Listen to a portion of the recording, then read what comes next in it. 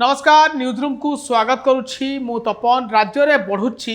पुरुष बंध्याकरण एभली एक तथ्य एवं सामना को आसी विधानसभा बजेट अधिवेशन चली आ बजेट अधिवेशन रे सरकार को गोटे प्रश्न पचरा जाइथिला जे राज्य में बंध्याकरण स्थिति कौन अच्छी केते पुरुष केते महिला यही बंध्याकरण रे वर्ष को वर्ष करुछन तार तथ्य देबाई कह जाइथिला एवं एथिरे सरकार जो तथ्य आसी गोटे रोचक तथ्य सामना को आसुछि जे राज्य में प्रतिवर्ष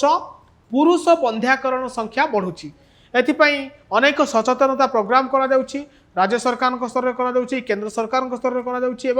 पुरुष बंध्याकरण को सरकार मध्य प्रोत्साहन करुछंती 2000 टंका लेखाएं दि जाउची जो माने पुरुष बंध्याकरण जो माने करिवे सेथिपाई 2000 टंका दि जाउची आउ एहार तथ्य एवं सामना को आछि जे केउ केउ वर्ष रे केते जण पुरुष राज्य में बंध्याकरण करिसेंती आपन को देखेबा को चाहिबी ये होउची परिवार नियंत्रण अस्त्रोपचार संपर्क में ध्रुवचरण साहूकर गोटे प्रश्न पचारि स्वास्थ्य मंत्री मुकेश महालिंग तार उत्तर रखिंट पचारि जे राज्य में परिवार नियंत्रण अस्त्रोपचार को सरकार गुरुत्व देउछंती कि लोक यहाँ केते दूर पसंद करुछंती एवं गत 3 वर्ष रे प्रति वर्ष अस्त्रोपचार केते होईछि से मध्यरु पुरुष संख्या केते महिला संख्या केते एभली एक प्रश्न पचारि ध्रुव साहू स्वास्थ्य मंत्री तार उत्तर देइछंती जे राज्य में परिवार नियंत्रण पाई अस्त्रोपचार पाई विशेष गुरुत्व दिया जाउची एवं यार लोकप्रियता बढ़ाइबा पाई मध्य प्रत्येक वर्ष जुलाई 11 तारिख को विश्व जनसंख्या दिवस भाव में सारा राष्ट्र में पालन करा जाउची एही पद्धतिर लोकप्रियता एवं जनसमुदाय मध्य बजाई रही अछि आउ राज्य में परिवार नियंत्रण अस्त्रोपचार संख्या बढ़ुची पुरुषों अस्त्रोपचार पाई राज्य सरकार 2000 टंका देउछंती एवं महिला अस्त्रोपचार पाई 1400 टंका एवं प्रसव परवर्ती बंध्याकरण पाई 2200 टंका देउछंती राज्य सरकार आपन को देखेबी ये होउची सेही तथ्य जे प्रति वर्ष ए संख्या बढ़ी बढ़ी चली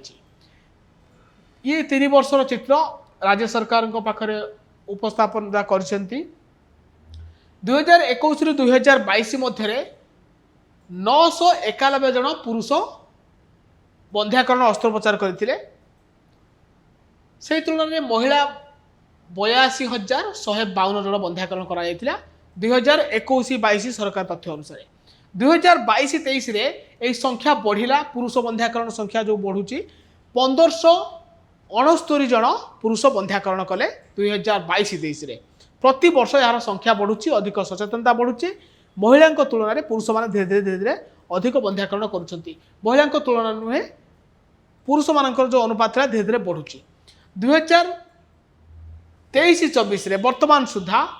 1792 जन बंध्याकरण कर सारी ये तथ्य राज्य सरकार रखुंट आपड़ देखो 2021-22 22-23 और 23-24 तीन कंपेरिजन भाव देखिए संख्या धीरे धीरे बढ़ुची अधिक पुरुष बंध्याकरण करुँच महिला कथा देखा 2021-22 रे 82,152 जन करथिले 2022-23 रे 92,915 जन बंध्याकरण करछंती एवं 2023-24 रे 80,403 जन बंध्याकरण करछंती ये राज्य सरकार को तथ्य कहूची जे राज्य रे पुरुष बंध्याकरण को संख्या बढ़ुची एने राज्यर स्वास्थ्य मंत्री आज विधानसभा रे लिखित उत्तर रे जणाइछंती एभली अधिक खबर देखिया पाई आम चैनल को लाइक करंतु शेयर करंतु आउ सब्सक्राइब करंतु नमस्कार।